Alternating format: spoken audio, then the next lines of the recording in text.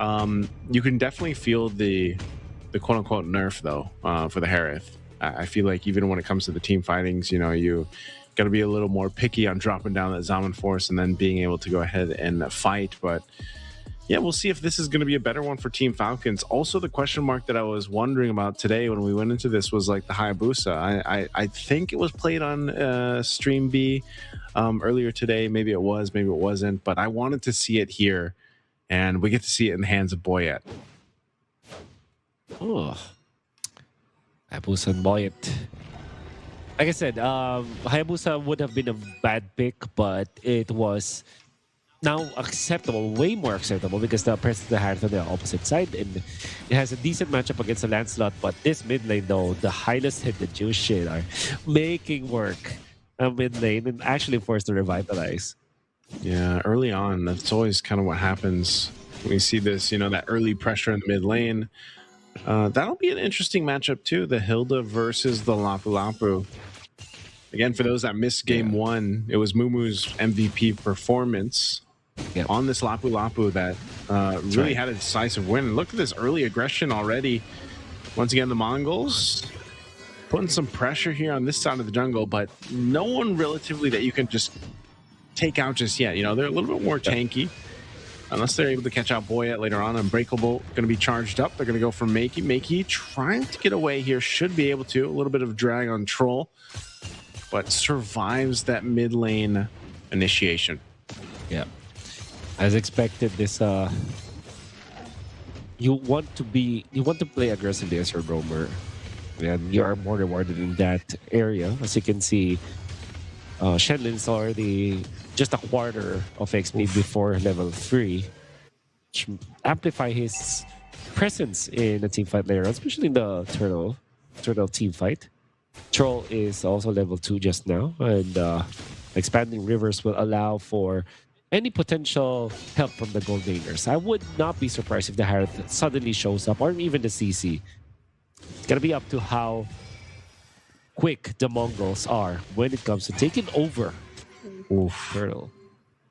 They're gonna flicker out. Yeah.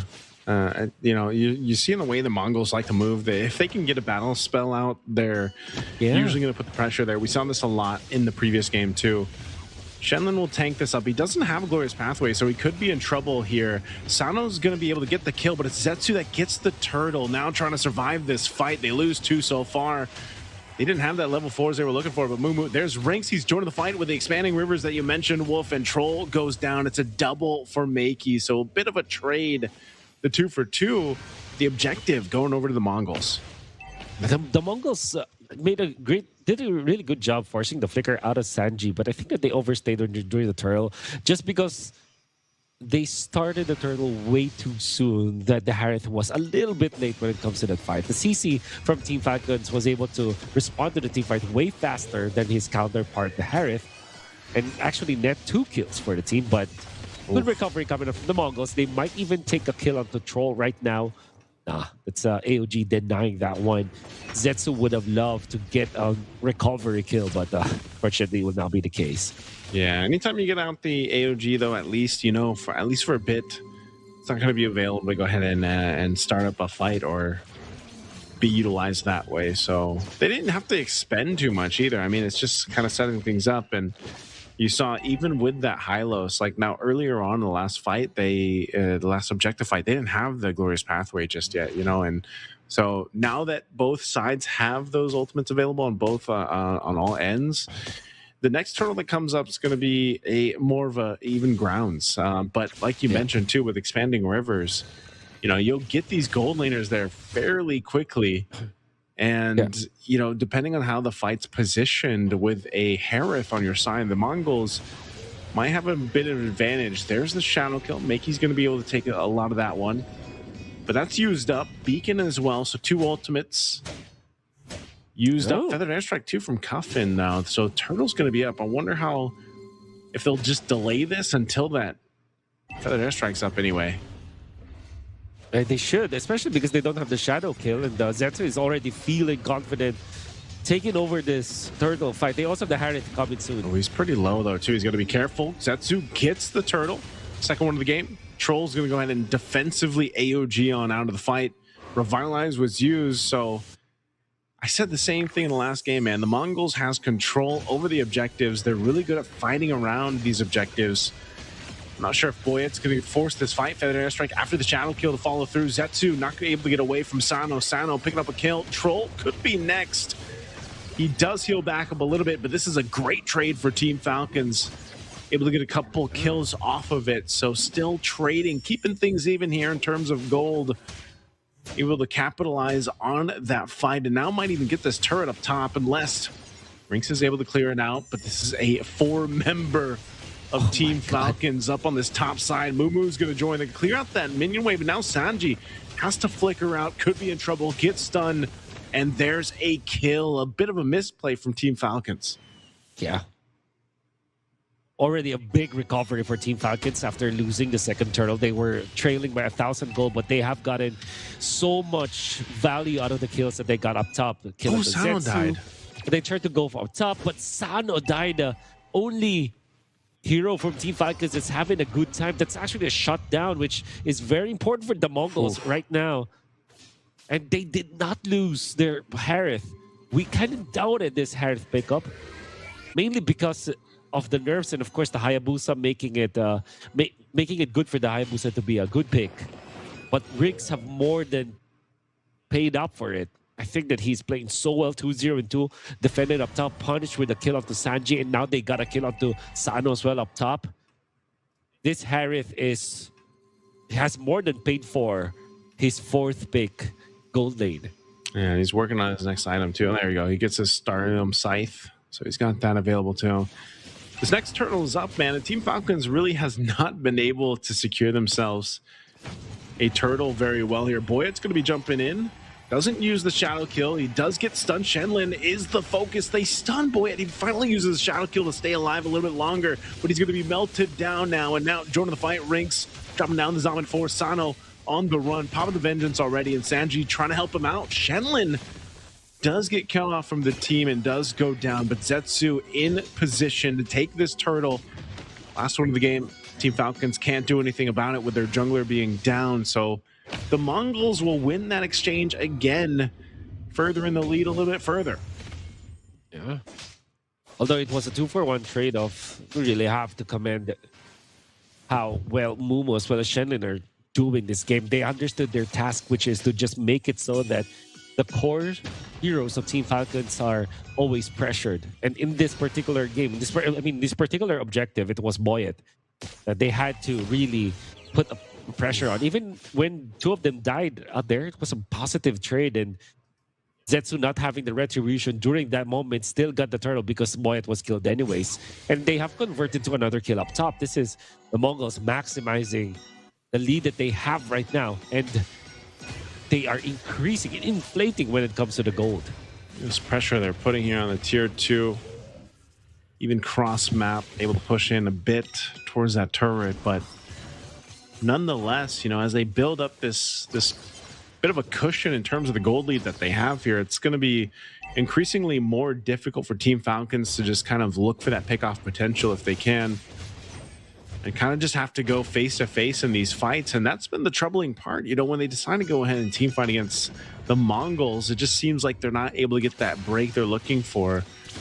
Yeah. And the Mongolz is able to go ahead and sustain. And, you know, it's weird because it's like both sides have a revitalized. They both have, you know, some of these tankier heroes that they can use. But, you know, even for Sanji, for example, on this hill, though, it's like if he gets killed by himself up in the top lane like he did a couple minutes ago, you know, you lose some of that opportunity with this lineup to work. So they're just kind of managing what they can at this point. Holding on to these mid lane turrets are great for both sides, but this Lord's coming up, and some of these turrets are falling down. Tier 2 falls down now too. Makey popping the beacon. Oh, good play from Boyet using that shadow kill. Not sure if they want to stay longer here. Looks like they're going to force a fight anyway. Mumu jumps on the backside, forcing Boyet to quad shadow on out. They're going to force it, though. AOG dropped down, able to find 2. Zetsu looking for his own angle to go into this fight. Punctures on through. Thorn Rose to follow. Sandal going to be in trouble as he falls next. And it's a fight. It's an exchange, and the Lord is up. What does Boyet do? He's down 2. They're going to work for the tier 1 turret. Feathered airstrike going to be dropped down. They just want to clear out the wave to maintain the turret. And his buff is going to be taken here as Zetsu starts it up. Rinks starting up the Lord. They might just want to go for everything. Take the buffs, take the Lord. Oh my goodness. The Mongols are making a play, man. Yep.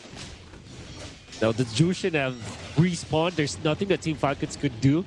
They had a great pickup onto Meiki, but the Mongols have found an opening. You can see how Zetsu just waited for the right moment, for the opportune moment to get into the Team Falcons lineup and find the right angle to assassinate Team Falcons. He did not just straight up went to the fight after the initiation coming up from Shen and Mumi, knowing that there is Troll that can actually take turn it around with the AOG. Right after the AOG, he swung it around, waited for the punctures to be back off cooldown, and then that's where he was able to strike. Team Falcons could only do so much and just watch literally them getting sliced in half by Zetsu.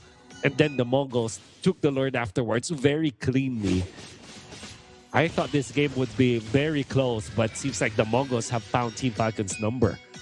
They have for now, but I think Team Falcons can still defend, clear this out. Glorious Pathway dropped down, trying to get the stun on Boya. They do, but he's under the tier 2 turret, so he's going to be fine. And it's actually Meiki that gets in trouble, and AOG dropped down. They didn't get the tier 1 turret in the mid, so they're deciding to fight under it.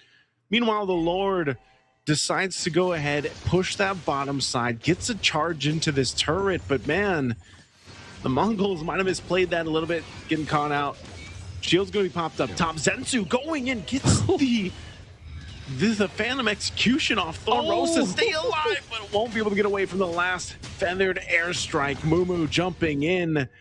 But man, it's the Mongols just kind of forcing what they can, but they get punished at the same time from Team Falcons. It's the first Lord push of the game. And they have taken all but one of the other turns of Team Falcons. Technically a win for the Mongols, but I'm sure that Zetsu is going to be scratching his head over that one. And to be fair, Coffin actually played that clash so well. The way that he kind of anticipated that Thorn Rose will be there, so he just managed his feathered airstrike procs greatly. Made sure that he was able to reserve one after the Thorn Rose was up. So the fact that he was able to start Zetsu as well. Yeah, he's not going to survive that burst.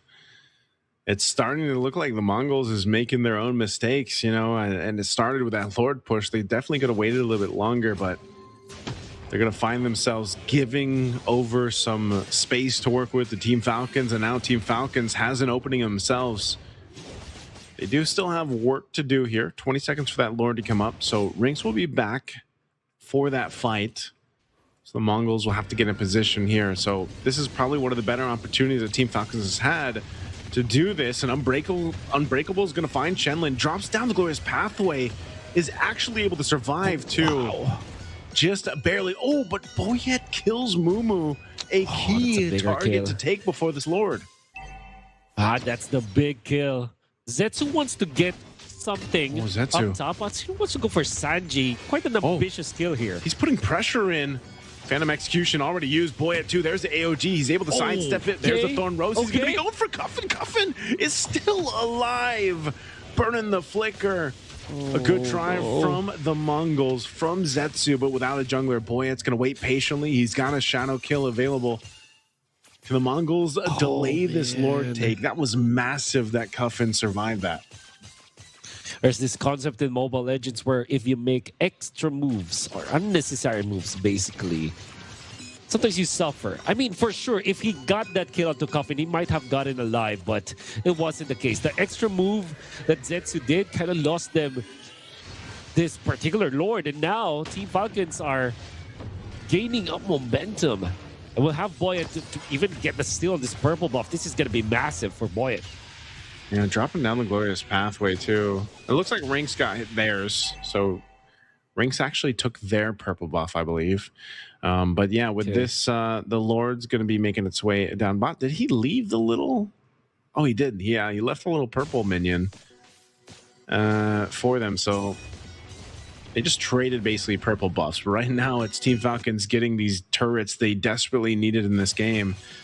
again, off of a overzealous push with that first Lord from the Mongols. Now they're facing a defense here against this Lord as they look at some of the turrets fall down. Mid lane's getting some action here, though. Rink's going to be in trouble again. AOG, Boyet's actually going to be able to survive it. Mumu on the chase. Meanwhile, the rest of the team fighting is going to crash down on Sana. Gets the stun, but won't be able to pick up the kill because he's got to support the team here. Troll going to be the next focus as he falls. A bit of a hectic fight in the mid lane that broke out, but Team Falcons got what they wanted. I love the turn I used, hectic. It was actually very hectic there for Team Falcons. It was Mongolz. But the important kill is onto the Harith. And I think the Team Falcons wants to go for more plays out here. Smartly, the Mongols will just back out of that area.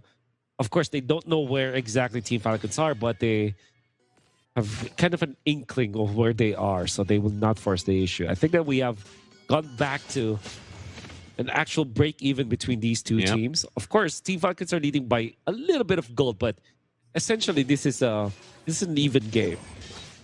Heading into the next Lord, the third Lord of the game. I'm surprised that both teams have managed to keep one of their 6 outer turrets intact as of this moment. But of course, that will not matter as much. It's going to be the Lord that will matter in the next literally the next minute.